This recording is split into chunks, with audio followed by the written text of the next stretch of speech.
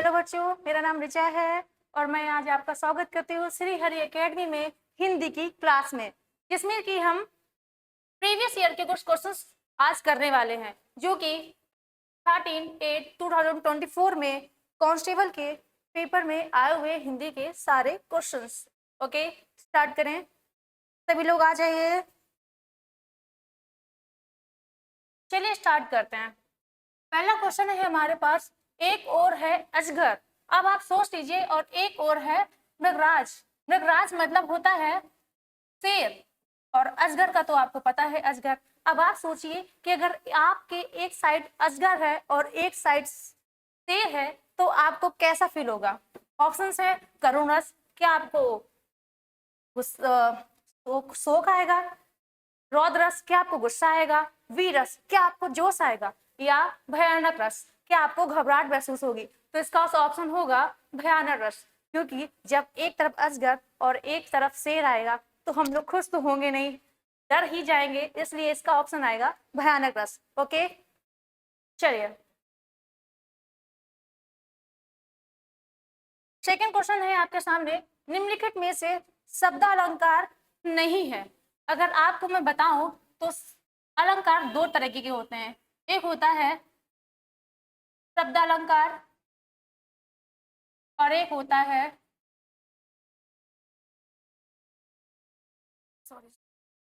शब्दालंकार और अर्थालंकार। शब्दालंकार में जो है वो आता है हमारा श्लेष अलंकार, अनुप्रास अलंकार, यमक अलंकार। ये हमारे शब्दालंकार के क्वेश्चंस हैं। और ये जो है रूपक अलंकार, ये हमारा आता है अर्थालंकार में। अलंकार वैसे तो 4 टाइप्स के होते हैं, लेकिन इसमें सिर्फ आपके 2 टाइप्स के हैं, जिसमें से ये है अर्थालंकार और शब्दालंकार के। ओके गाइस, नया क्वेश्चन स्टार्ट करें।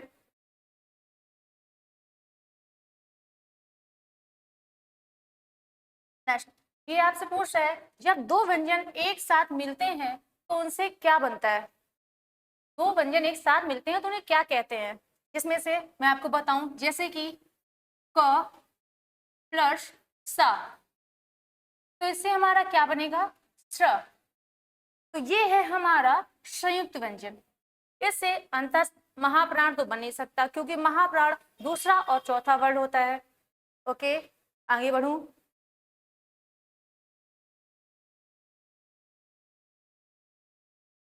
थर्ड क्वेश्चन, अगम और आगम। अगम क्या होता है और आगम क्या होता है, इसका अर्थ बताना है आपको।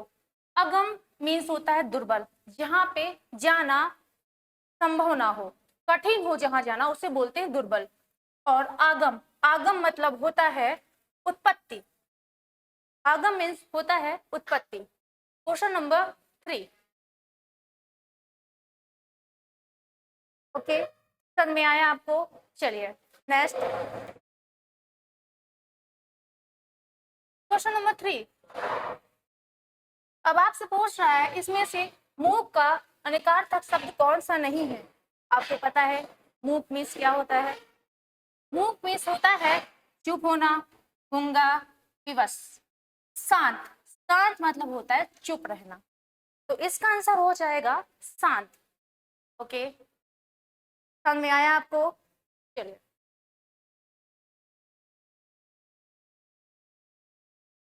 निजवाचक सर्वनाम का प्रयोग किस वाक्य में किया गया है। निजवाचक का मतलब होता है आप, खुद के लिए। हाँ पे आप हैं, वहीं पे निजवाचक है। जैसे कि आप मेरी निजी पुस्तक है, यह मेरी निजी पुस्तक है। आप भले तो जग भला। अपने से क्या छिपाना, तो इसमें से क्या आंसर हो जाएगा, बताइए। Question number, answer number 3, sorry answer number 2, आप भले तो जग भला। अगर आप अच्छे हैं तो आपके लिए सब कुछ अच्छा है।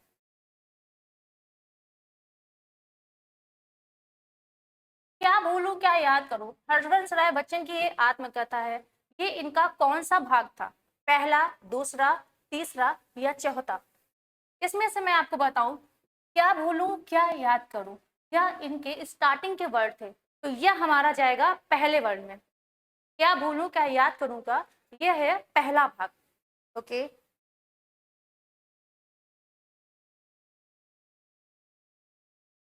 हिंदी के लिए साहित्य अकादमी पुरस्कार सर्वप्रथम किसे दिया गया? ये तो आप सबको पता है कि हिंदी के लिए सर्वप्रथम साहित्य अकादमी पुरस्कार माखनलाल चतुर्वेदी को दिया गया। माखनलाल चतुर्वेदी की पुस्तक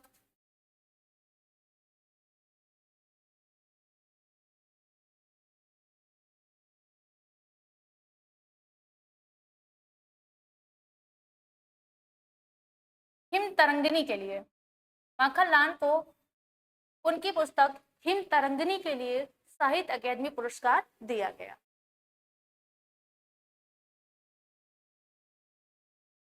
चलिए, निम्नलिखित में से वयोवृद्ध का संधि विच्छेद क्या होगा? मैं आपको बताऊं, जैसे कि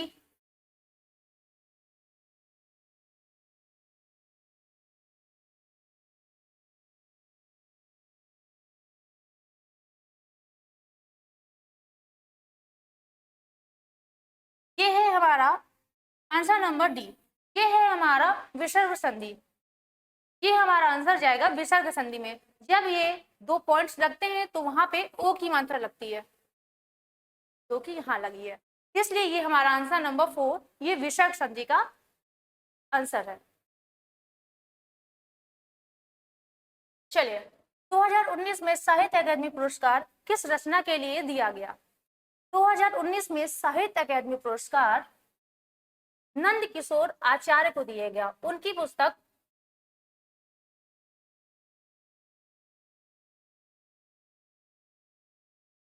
खेलते हुए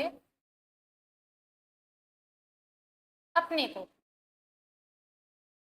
आचार्य नंद किशोर को उनकी पुस्तक छीलते हुए अपने के लिए उनको 2019 में साहित्य पुरस्कार दिया गया।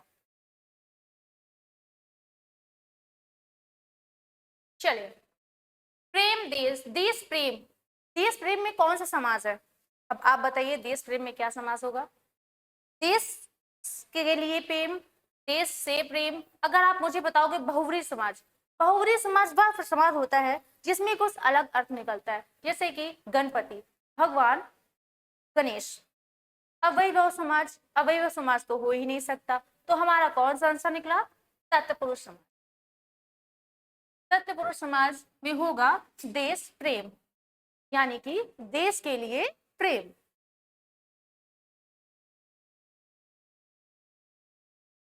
जुबान पर लगाम ना होना, जुबान पर लगाम ना होना, इसका मतलब होता है सर्वत्र अपनी वर्गमता दिखाना, सिर्फ और सिर्फ अपने आप को देखना, अपने आगे किसी को ना समझना। जो छोटा हो बड़ा हो, किसी की भी सामने जो मर्जी हो वो बोल दिया, उसे बोलते हैं जुबान पे लगाम ना रखना।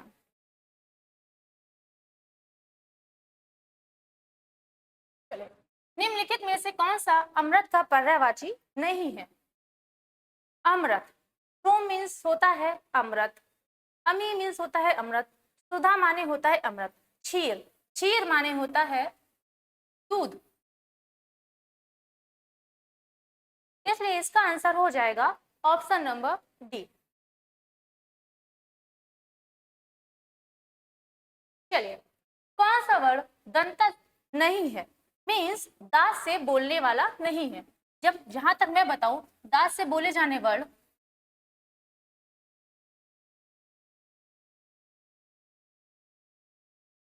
यह है। अब इसमें से देखिए कौन सा ऑप्शन में मैच नहीं कर रहा। त है, त नहीं है, त है और ध है, तो इसमें से कौन सा निकला? त। ये हमारा 14 का क्वेश्चन नंबर आंसर बी है। ओके, आगे बढ़ू।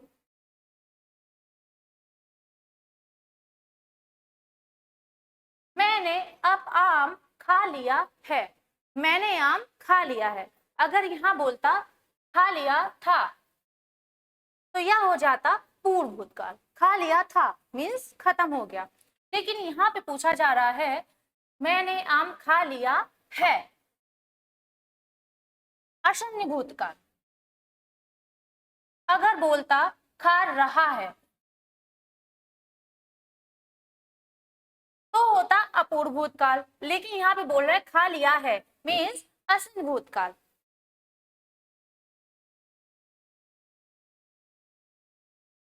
किसी एक ने ही किसी एक में ही आस्था रखने वाला, किसी एक में ही आस्था रखने वाले को क्या कहते हैं? जैसे हम लोग हैं, कोई भगवान शिव में आस्था रखता है, कोई माता दुर्गा में आस्था रखता है, कोई विष्णु में आस्था रखता है। उसी तरीके से सिर्फ एक में आस्था रखने वाले को अनन्य कहते हैं। अनिकेत, जिसके पास रहने को घर ना हो, अनिकेत। अनुत्तीर्ण, जो उत्तीर्ण ही ना हुआ हो उसे बोलते हैं अनुत्तीर्ण। ओके,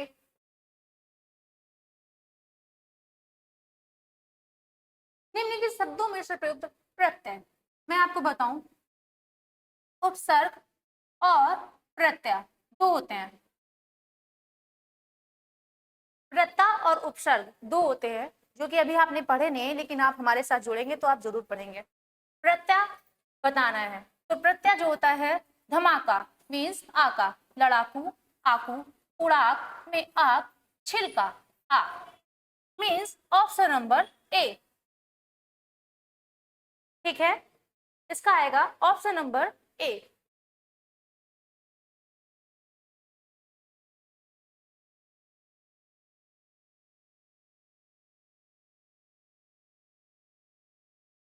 शुद्ध वाक्य का चयन कीजिए।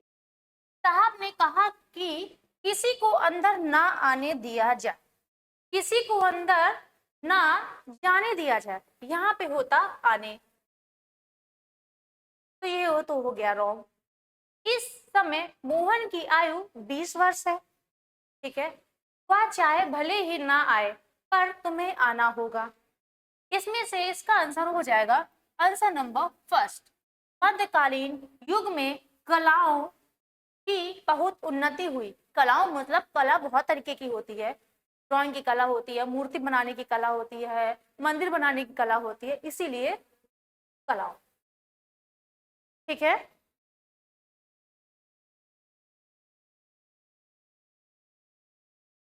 सदा एक वचन में प्रयुक्त होने वाला शब्द, जो सदा एक वचन में है। जैसे से मैं आपसे बोलूं मेरे बाल झड़ रहे हैं, मेरा बाल झड़ रहा है नहीं होता है, मेरे बाल झड़ रहे हैं। बाल झड़ने का मतलब बहुत सारे गिरना। प्राण होता नहीं है, प्राण होते हैं, मीन्स बहुवचन। होश, होश होता नहीं है, होश खोते हैं, होश खोता नहीं है, होश खोते हैं। इसलिए लोग होता नहीं है, लोग होते हैं, मीन्स ये है बहुवचन, ये है बहुवचन, ये है बहुवचन। हस्ताक्षर होते हैं ना, होता तो नहीं है, इसलिए इसका जाएगा वर्षा। वर्षा होती है और जनता होती है। ठीक है,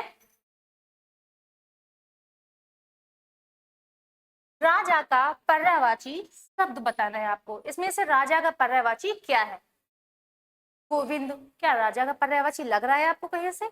लंकेश, लंकेश तो सबको पता है कि लंकेश किसे कहते हैं, लंकेश मीन्स रावण। रघुवीर, रघुवीर तो हो ही नहीं सकता, तो क्या ऑप्शन बचा? नरेंद्र। ये हो गया हमारा राजा का पर्यायवाची।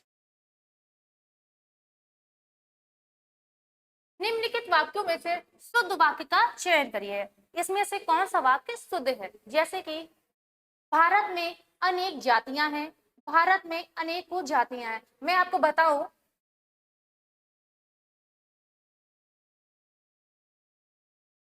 अनेकों, अनेकों कोई वर्ड नहीं होता, हमेशा अनेक होता है।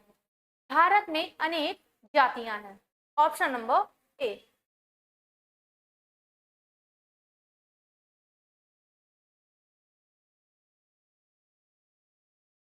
विस्मय बोधक चिन्ह बताना है इसमें से आपको।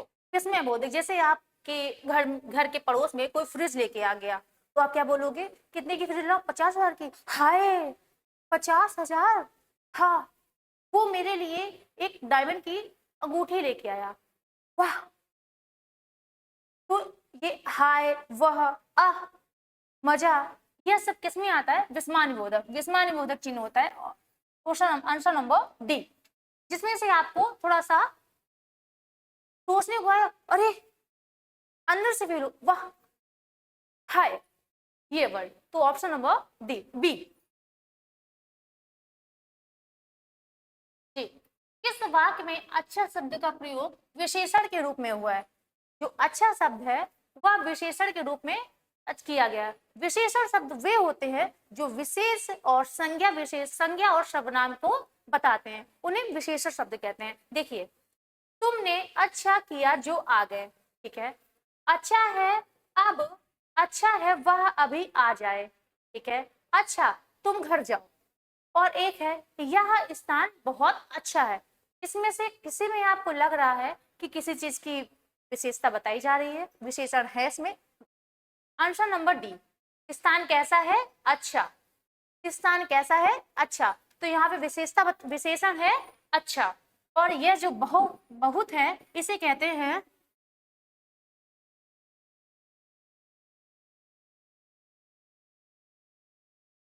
प्रविशेषण। बहुत जो शब्द है इसमें इसे बोलते हैं प्रविशेषण। इसका नंबर ऑप्शन नंबर डी, इसका आंसर ऑप्शन नंबर डी, ठीक है।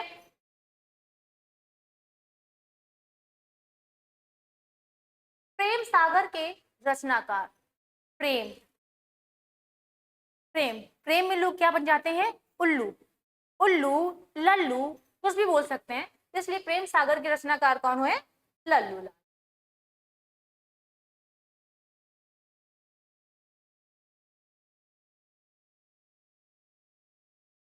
ठीक है।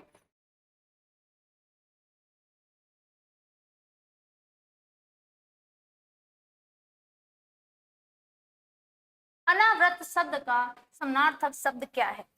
अनावृत शब्द के बारे में आप क्या बताना चाहते हो? पृथ्वी। अनावृत का मतलब पृथ्वी होता है। निरातर नहीं, इसका हो जाएगा ना दोहराया हुआ।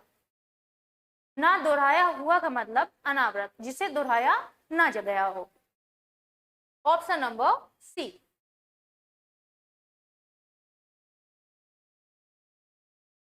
चलिए, निम्नलिखित में से कौन सा शब्द पुल्लिंग है? अब आप मुझे बताइए इसमें से कौन सा शब्द पुल्लिंग है?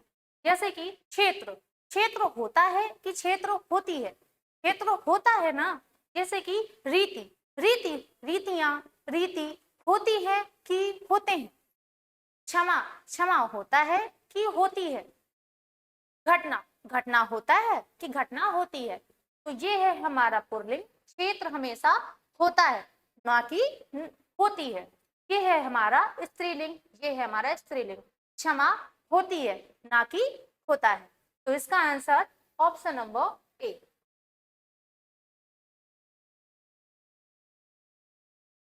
वह आई हो तो मेरी चिट्ठी उसे दे देना।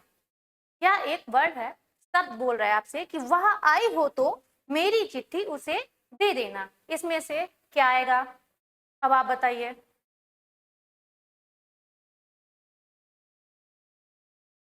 चलिए बताइए, आप लोग बताइए मुझे।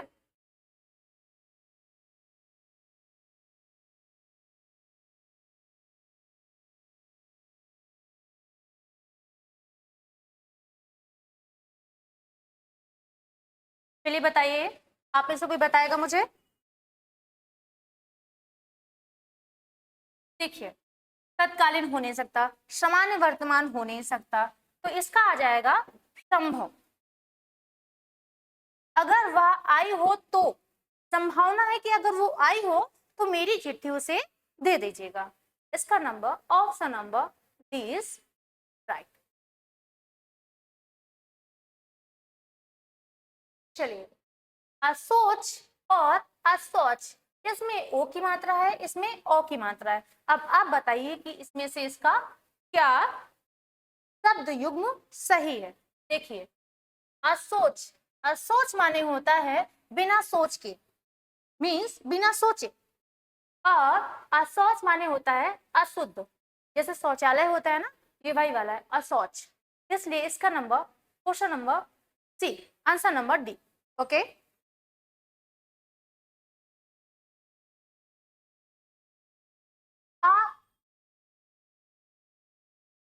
आग लगने पर कुआं खोदना, इसके लिए आप क्या बोलना चाहेंगे? आग लगने पर कुआं खोदना, चलिए बताइए,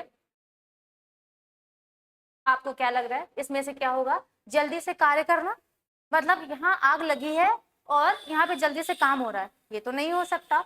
और देखिए, मुसीबत आने पर घबरा जाना, मुसीबत तो ऑलरेडी आ ही गई है। आग लगने पर कुआं खोदना, मतलब संकट के समय बचाव के लिए सोचना, इसे कहते हैं आग लगने पर कुआं खोदना।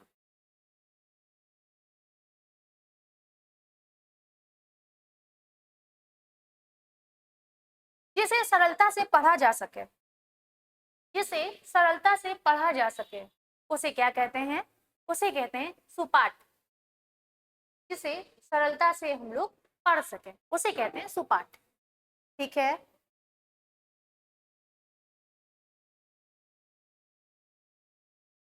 निम्नलिखित में से कौन सा शब्द उपसर्ग नहीं है? जो उपसर्ग और प्रत्यय दो होते हैं, जिसमें से प्रत्यय जो होता है वो पीछे लगता है और उपसर्ग जो होता है वो आगे लगता है। जैसे कि वाद, अप में क्या लगा दिया मैंने? वाद लगा दिया, तो ये अपवाद बन गया। तो ये तो प्रत्यय है, उपसर्ग नहीं है। उपसर्ग नहीं है मतलब ये तो उपसर्ग है।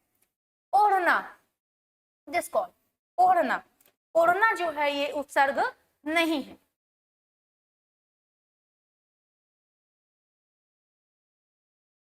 समाज का शाब्दिक अर्थ क्या होता है? समाज का शाब्दिक अर्थ होता है संक्षिप्त। समाज का शाब्दिक अर्थ होता है संक्षिप्त।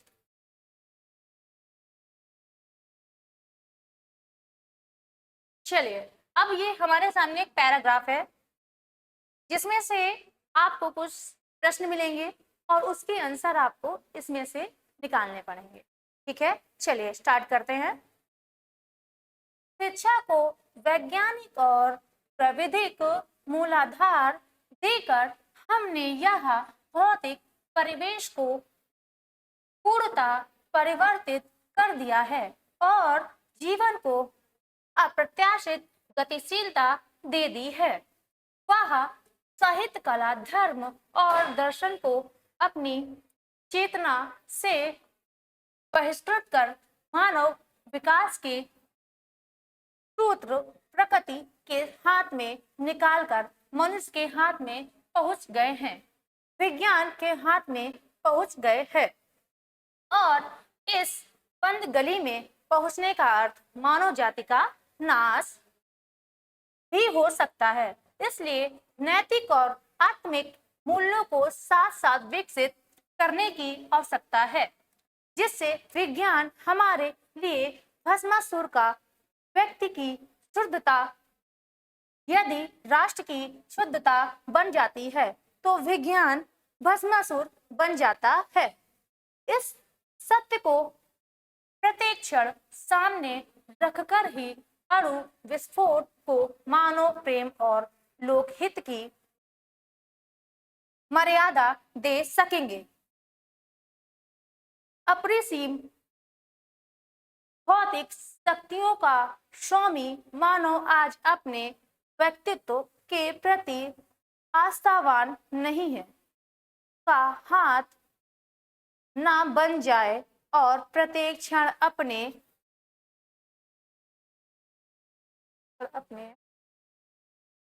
अस्तित्व के संबंध में संकटग्रस्त है।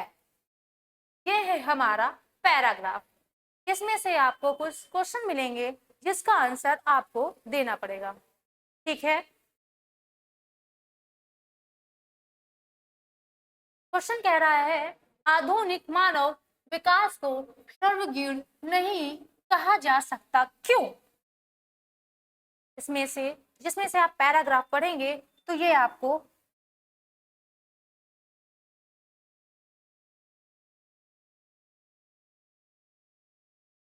गतिशील गतिशीलता दे दी है। यह साहित्य, कला, धर्म और दर्शन को अपनी चेतना से बहिष्कार कर मानव विकास के सूत्र प्रकृति के हाथों में निकाल कर दे दिया है। इसका आंसर ये होगा।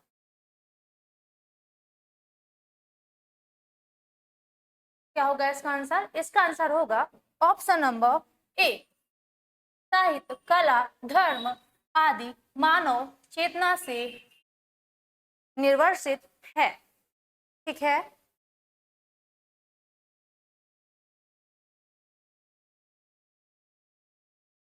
अणु विस्फोट को मानवतावादी की मर्यादा देना तभी तक संभव है जब व्यक्ति की क्या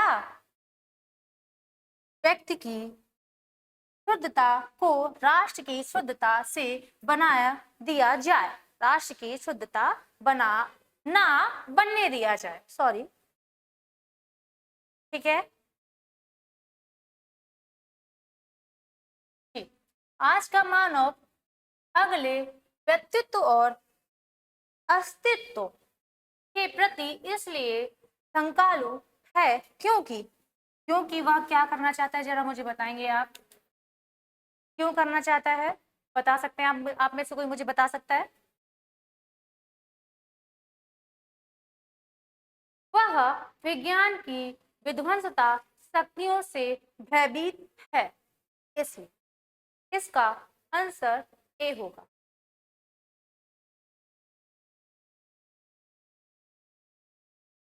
बहुत ही छोटे छोटे से क्वेश्चन है, अगर आप इसमें से करेंगे तो आपको आ जाएगा।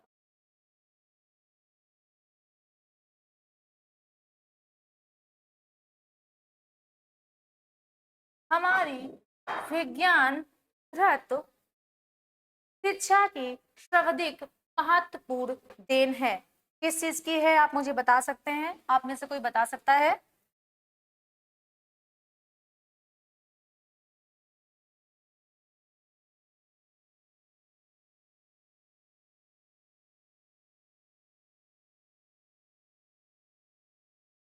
महत्वपूर्ण देन किसकी है? जीवन की अपरिसीम भौतिक विकास। ठीक है। नहीं, मुझे शायद रॉन्ग लग रहा है। आप में से कोई बता सकता है इसका आंसर? चलिए बताइए।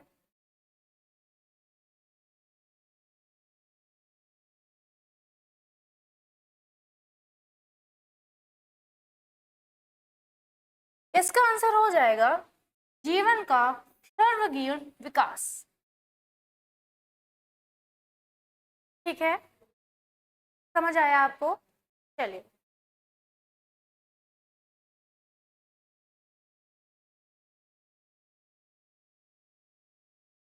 ये है हमारा क्वेश्चन नंबर 37। मानव जीवन को भस्मासुर बनने से कौन रोक सकता है? मानव जीवन को भस्मासुर बनने से कौन रोक सकता है? क्या आपको क्या लगता है? मानव सभ्यता का विनाश करेगा, इसलिए ये इसे रोक सकता है? ये कैसा आंसर है? भौतिक जीवन मूल्यों का निर्धारण करेगा, इसलिए नहीं। नैतिक आत्मिक मूल्यों को विकसित करेगा, इसलिए इसे रोकना। कैसे रोक सकते हैं? विकसित करके। ठीक है, चलिए, इसका होगा आंसर नंबर डी।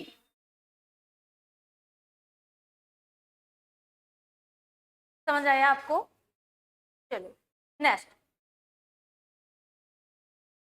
जी, यहाँ होती है हमारी क्लास समाप्त। आपको क्लास कैसी लगी आप मुझे कमेंट करके बताइएगा और हमारे साथ जुड़िए। आपको बहुत अच्छी अच्छी चीजें पढ़ने को मिलेंगी। नमस्कार।